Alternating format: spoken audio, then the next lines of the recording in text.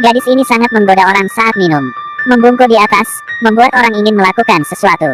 Si gendut muncul di belakangnya. Ingatkan gadis itu untuk tidak minum air seperti ini. Menunjukkan dengan tangan untuk mengajarinya. Berkata demikian, tapi pinggang tidak terasa sudah bergerak. Melihat gadis tidak melawan, si gendut semakin parah. Ajari orang menggunakan api. Gadis ini mengulurkan tangan untuk mencobanya. Tangan terbakar tidak apa-apa. Si gendut meniup sampai dihisap, seperti lagi menjaga seorang bayi. Kedua bermain semakin kilaf. Tidak bisa ditahan lagi. Si gendut mengatur posisi gadis ini dan langsung melecehkannya. Setelah 3 detik, cabut dengan kejam. Si gendut pergi mengurus waktu santainya. Biarkan gadis itu diam-diam menyeka air matanya. Dia tidak dapat berbicara, tidak ada ingatan. Jadi teman bermain dari ketiga pria ini. Mengapa menjadi seperti ini? Masalahnya berawal dari beberapa hari yang lalu. Malam itu, sekelompok orang sedang bertanding minum. Jarang ditandingi oleh adik. Beberapa gelas bir masuk perut. Tak lama kemudian, 3 orang mulai mengigau. Si gendut merasa John kesepian, menepuk bahu untuk menghiburnya. Dia bilang ingin mencarikan wanita untuknya. Lelucon apa ini? Di gunung tandus ini kecuali mereka bertiga. Tak akan ada orang lain lagi. Itu sangat mudah, tinggal mencari orang aja sudah beres. Si gendut memerintah adik kecil untuk membawakan boneka sawah. Legenda mengatakan bahwa jika pada jam 12 malam mengucapkan mantra dan menyiramkan bir akan mendatangkan cewek cantik. Ayo, kita ikut membaca mantra dengannya. Dengan begitu, boneka sawah berubah menjadi seorang gadis.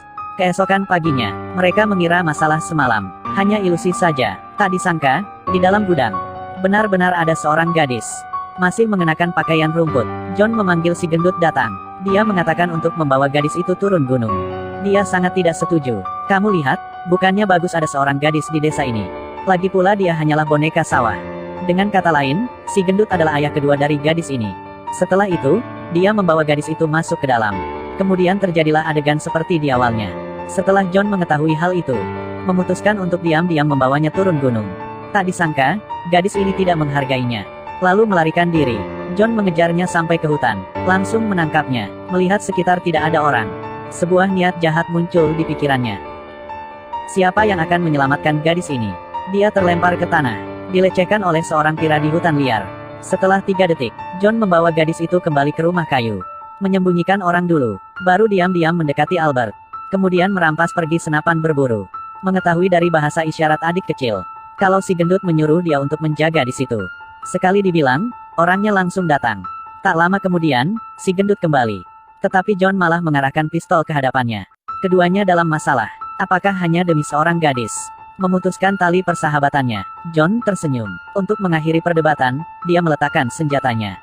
Berbaikan dengan si gendut, berdua minum bir sambil menyombongkan diri. John mengatakan yang sebenarnya. Dia berubah pikiran, tidak ingin melepaskan gadis kecil itu. Karena dia dan gadis itu tadi sore telah merasakan kenikmatan untuk pertama kali. Dia telah jatuh cinta padanya. Si gendut bilang sangat kebetulan. Tadi pagi dia sudah duluan melakukan dengan gadis itu. Menurut peraturan siapa yang pertama datang dilayani duluan. Itu seharusnya John yang telah mengkhianati si gendut. Bagus, berdua ini memanglah bersaudara. Otak dan pegangannya semua sama. Saat itu mereka melihat ke arah adik kecil. Tersisa dia yang belum makan daging. Jadi si gendut pergi mempersatukan mereka. Jika saya bilang melon yang dipetik paksa tidak akan manis. Setelah beberapa kali mendekatinya, tidak disangka adik kecil. Dia sudah tidak tahan lagi dan bocor di dalam celana. Si gendut senang melihatnya, menertawain dia adalah seorang perjaka. Sangat memalukan sekali. Adik bersembunyi di kandang kambing, memeluk ibu kambing sambil menangis. Bersamaan itu, si gendut mulai membuat gadis itu mabuk. Sebotol, 5 botol dan 10 botol. Sampai gadis itu hilang kesadarannya. Seperti mengangkat babi betina, membawa dia masuk ke rumah dan melecehkan dia semalaman.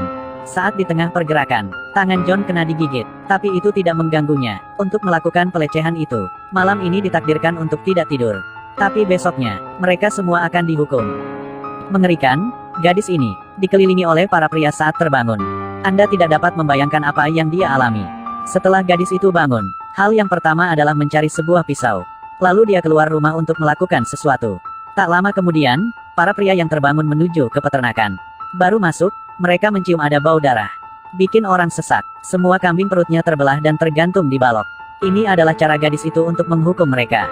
Si gendut sangat marah, menyeret adik kecil untuk mencari seseorang. Dan John di atas peternakan menemukan gadis itu. Dia sedang bergemetaran di sana, seperti anak kecil yang melakukan kesalahan. Tak disangka, John berbaik hati, membawa gadis itu untuk kabur. Mengetahui si gendut ada di sekitarnya, John membawa gadis itu, bersembunyi di kilang anggur, kemudian kembali dan berbohong kepada mereka. Dia berkata gadis itu telah berlari menuruni gunung, ingin memanggil polisi untuk menangkapnya. Dengan begitu, mereka memutuskan turun gunung secara terpisah untuk menemukan gadis itu. Tak disangka, adik kecil pergi ke kilang anggur untuk mengambil peralatan.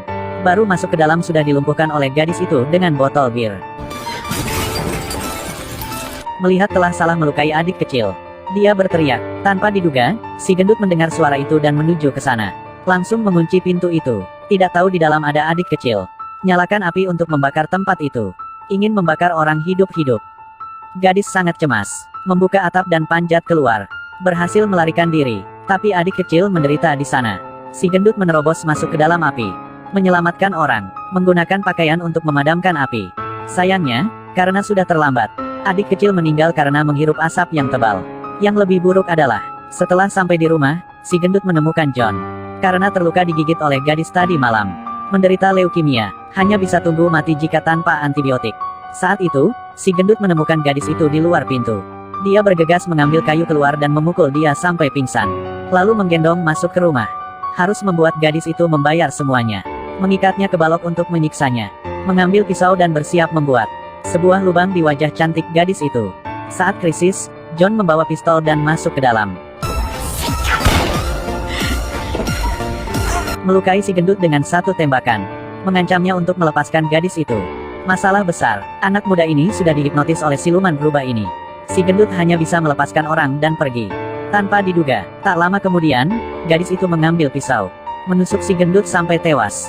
John tercengang melihatnya, baru menyadari, jangan pernah mengganggu gadis ini. Dengan cara begitu, ketiga pria itu dihabisi oleh seorang gadis. Mayatnya juga dilucuti kulitnya, lalu dijadikan boneka sawah. Film thriller, Senentunchi, Curse of the Alps. Jangan biarkan nafsumu merusak kebebasan orang lain. Jika tidak, Anda akan kehilangan kebebasan. Jika bertemu dengan gadis seperti ini, apa yang akan kamu lakukan?